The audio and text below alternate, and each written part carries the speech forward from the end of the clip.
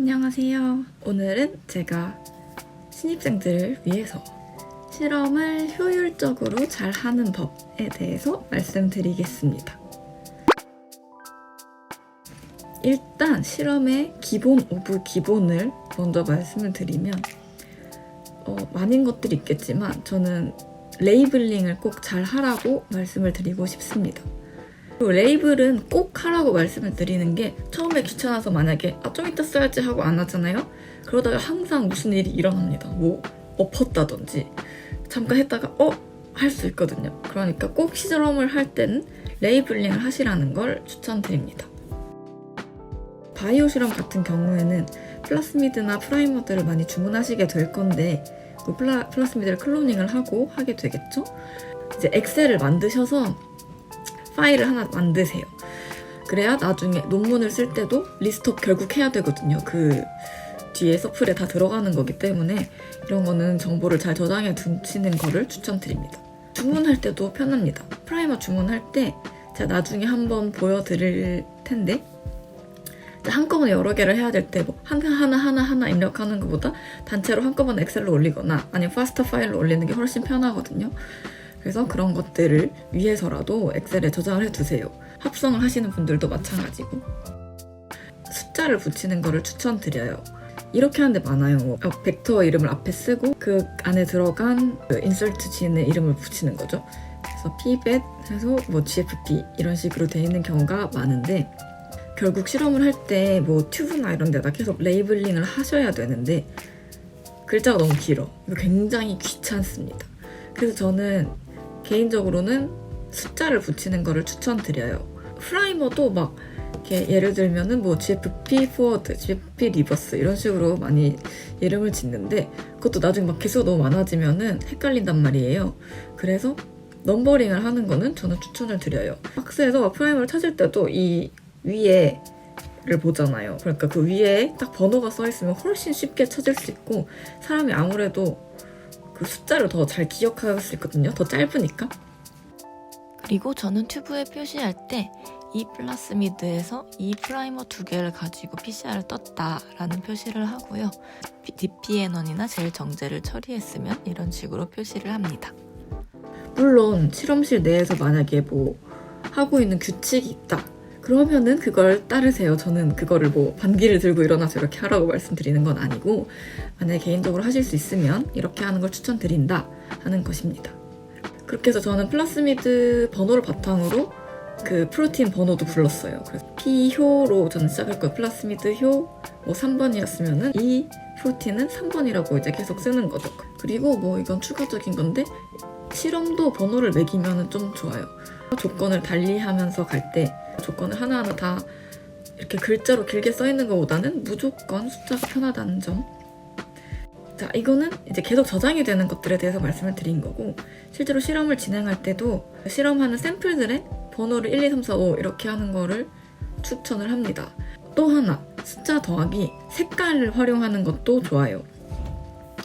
그래서 조건이 막 다른 경우 있거든요. 막 같은 플라스미드 안에서도 조건이 얘는 아무것도 없는 조건, 여기에는 뭐를 첨가한 조건, 뭐를 뺀 조건 이런 식으로 실험을 할 때도 있거든요. 그렇게 막 실험에 30개 막 이렇게 만약에 돼요. 만약에 1부터 10까지 처음에 다 똑같이 써요. 1부터 10, 1부터 10, 1부터 10 그러고 이거 아무것도 없는 조건을 뭐 아무것도 안 썼다가 뭐 첨가했어. 그럼 빨간색 줄 하나, 뭐 파란색 줄 하나 이런 식으로 해서 구분을 했습니다. 색깔은 진짜 활용도가 높은 게 제가 어디서 보여드렸나? 엘비아가 플레이트 있잖아요. 그런 것들도 그 옆에다가 다 엘비 이거는 엠피실린 들어간 거, 클로람페니콜 들어간 거 이렇게 쓰는 거는 굉장히 비효율적입니다. 그래서 저 같은 경우에는 엠피실린은 파란색, 클로람페니콜은 빨간색, 카나마이신은 검은색 이런 식으로 해서 플레이트 옆에다가 다 줄을 그어놨어요. 그렇게 하면은 나중에 뭔지 확인하기도 편하고 좋습니다. 헷갈릴 일이 없는 거죠. 그리고 추가적인 건데 저는 이제 튜브 위에다가 플라스미드 이름은 검은색으로 쓰고 날짜 이런 것도 검은색으로 쓰고 근데 이제 농도는 빨간색으로 썼어요. 클로닝을 하는 중이면 얘가 아직 파이널로 저장할 건 아닐 때도 있잖아요. 시퀀싱을 보낸 후보군이 이렇게 4개 정도 있었으면 그 중에 시퀀싱이 완료돼서 괜찮다 하는 거에는 파란색으로 일단 뭐 시퀀싱 S 이런 식으로 표시를 했습니다. 실험을 잘하기 위한 가장 첫 번째는 프로토콜 숙지라고 생각을 합니다. 당연한 거죠. 이거는 제가 입학을 하셨다 하면은 좀 부탁드리고 싶은 것 중에 하나는 굉장히 빠삭하게 익히시는 걸 추천을 드리고, 그리고 그게 정말 내 손에 너무 익어서 내가 생각을 안 하고 해도 실험이 진행될 정도로 익숙해지셔야 돼요. 그걸 매번 이거 뭐였지 하고 찾아보는 거는 굉장히 비효율적이잖아요. 그래서 미니 프랩을 한다 하면 1번, 2번, 3번 버퍼가 있을 텐데 250, 250, 350을 넣는 거다라는 거를 항상 기획을 하고 있어서 그렇게 하면 훨씬 시간이 단축된다. 그래서 실험이 지겨울 정도로 루틴화가 될 수 있도록 해주세요. 그러면 실험이 훨씬 효율적으로 진행될 수 있다는 걸 알려드립니다. 아무튼 그래서 프로토콜을 숙지를 해야 될 텐데 원리는 뭐 당연한 거지. 그리고 원리를 모르시고 한다는 건 말이 안 되고요. 기본적인 실험들은 제가 잘 설명드린 그런 것들도 있으니까 여기에 참고를 하셨으면 좋겠고, 이렇게 스텝이 이렇게 쭉쭉쭉 있을 텐데 이 스텝들을 왜 하는지를 꼭 알아두세요. 실험이 안 됐어. 그럼 안 됐을 때 그 스텝별로 왜 하는지를 알아야 문제를 해결할 수 있고요. 뭐 하다가 근데 이게 아무리 루틴화를 시켜도 어쩌다 한 번씩 실수를 할 수 있어요. 그랬을 때 이거 망했다, 처음부터 다시 해야지가 아니라 여기서 살릴 수 있는 방법들이 있을 수 있거든요. 이게 프로토콜 이렇게 알려준 프로토콜이 있어. 근데 이걸 그대로 꼭 따르실 필요는 없거든요. 그래서 실험을 최적화하실 때가 많을 거예요.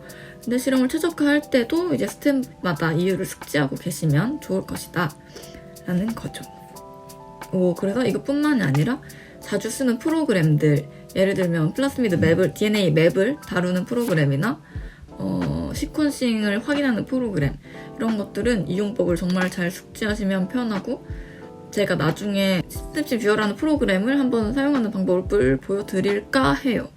근데 저는 그 단축 키들을 다 외웠어요. 거기서 컨트롤 하면은 프라이머가 넣을 수 있는 거, 컨트롤 E 하면은 설명을 넣을 수 있는 그런 거를 알고 계시면 훨씬 편리하니까.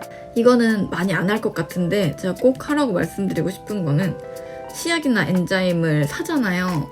그럼 거기 설명서가 있습니다. 그 설명서를 꼭 보세요. 아마 근데 대부분 바쁘고 선배가 이렇게 하랬으니까 해서 막 급하게 하시는 분들이 많을 텐데, 저는 어쩔 수 없이 선배가 없었기 때문에 항상 그걸 봤는데 돌이켜보면 그게 정말 많이 도움이 됐습니다. 이제 치약이나 엔자임도 물론 기본은 다 똑같은 거지만 회사마다 약간씩 뭐 다른 정보가 있을 수도 있어요. 이제 이넥티베이션 하는 온도들도 다 다르고 뭐 하는 게 있거든요.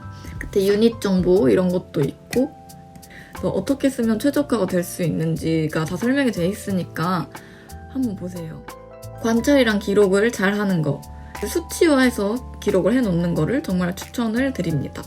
세포를 키웠어. 뭐 잘 자랐어? 라고 교수님이 물어봤을 때 잘 자랐어요. 많이 자랐어요. 조금 덜 자랐어요. 이게 아니라 몇 개가 자랐어요. 이런 식으로 말을 하는 게 훨씬 좋습니다. 최소한 수십 개, 뭐 수백 개 요 정도의 차이 정도라도 해주는 거를 추천드립니다. 그렇게 해야 비교를 할 수 있으니까 그 전이랑 감각으로 계속 하시려고 하지 마시고 수치화를 하는 거를 추천합니다. 그리고 관찰을 항상 잘 하시는 게 좋은데, 저희가 했던 좀 특이한 기록들을 말씀을 드리면, 콜로니가 떴어 이랬을 때 냄새를 맡은 적도 있고, 콜로니 크기도 또 얘는 큰데 뭐 가끔 조그만 게 나오기도 하고, 약간 반투명해야 되는데 불투명하다든지, 막 이렇게 딱 눌러봤는데 막 퍽 퍼진다든지, 세포가 자라는데 뭐가 가라앉았어, 이런 걸 보실 수도 있을 거고, 뭔가 이상하게 끈덕해. 이거 되게 사소한 건데 많이 안 하실 수도 있는데, 파이프팅을 하고 이게 잘 딸려 올라왔는지도 보셨으면 좋겠어요. 이게 이상하게 잠깐 파이펫이 잘 안 꽂혔다든지, 아니면 파이펫에 문제가 생겨서 살짝 덜 빨려왔다 이러면은 실험이 다 망가지는 거잖아요. 이런 거를 다 실험하는 본인이 확인을 하셔야 되는 거거든요. 실험하지 않는 사람이 그걸 찾아주기는 되게 쉽지가 않아요. 이상한 점이 생기는지 이런 거를 감지할 수 있으니까 항상 관찰을 잘 하시는 거를 추천합니다. 이거는 실험실마다 뭐 차이가 있으니까 못 하실 수도 있어요. 근데 제가 하셨으면 좋겠는 거는 실험 자리를 본인이 편하게 최적화를 시켜 놓으시라는 것입니다. 일단 동선을 최적화하는 게 좋은데, 이건 아무래도 랩에서 정해진 것들이 있으니까 어렵긴 하겠죠? 저 같은 경우에 사실 아예 신생 랩이었으니까 자리를 정할 수 있었는데, 자리를 정할 때 저희 실험실은 테이블마다 다 싱크가 있지 않거든요. 싱크 옆자리를 골랐어요. 그래서 버리기 편하려고 골랐고 뒤돌면 내 냉장고가 있는 그런 자리를 골랐습니다. DNA 꺼내고 하기 편하게 물품들을 개인화하는 거를 좀 추천합니다. 뭐 파이펫을 공동으로 쓰는 것 정도는 어쩔 수 없을 수 있는데 버퍼 이만큼 막 몇 리터를 혼자 가지셔라 이런 건 아니고 10ml나 50ml 튜브 안에 조금씩 따라 놓으라는 거죠. 거기까지 버퍼 찾으러 가는데 또 막 움직이고 이러는 게 좀 귀찮을 수 있거든요. 적당히 한 조금씩만 담아놓고 쓰시면 좋을 것 같습니다. 그래서 제가 나중에 실험 테이블을 보여주는 영상은 따로 올리도록 하겠습니다. 그리고 마지막으로 기기나 물품들을 좀 아껴서 쓰세요. 이게 본인 소유라는 생각을 좀 하셨으면 좋겠어요. 그래서 그게 망가지면 결국 자기 실험 망가지는 거거든요. 공동의 물품이지만 본인들 실험이 훨씬 편해지는 거니까 좀 그렇게 잘 아껴주셨으면 하는 실험실 데모의 마음입니다. 다시 한번 말씀드리는 거는 먼저 레이블링을 잘 하시고 프로토콜을 숙지하고 엔자임 정보나 이제 시약 정보들을 숙지를 하라.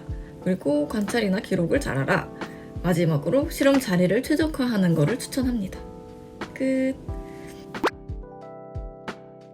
그래서 지금 여기까지 말씀을 드릴 것 같고 조금 도움이 됐으면 좋겠고 그리고 제가 앞으로 제가 실험 꿀팁들을 짧게 별거 아닌 꿀팁들을 올려볼까 해요. 그게 할 수 있을지 모르겠는데 실험 꿀팁들을 올려드릴 테니까 그런 것도 참고를 해주세요. 그러면 이렇게 해서 실험을 효율적으로 하시는 본인만의 루틴을 찾으시기를 바랍니다. 감사합니다.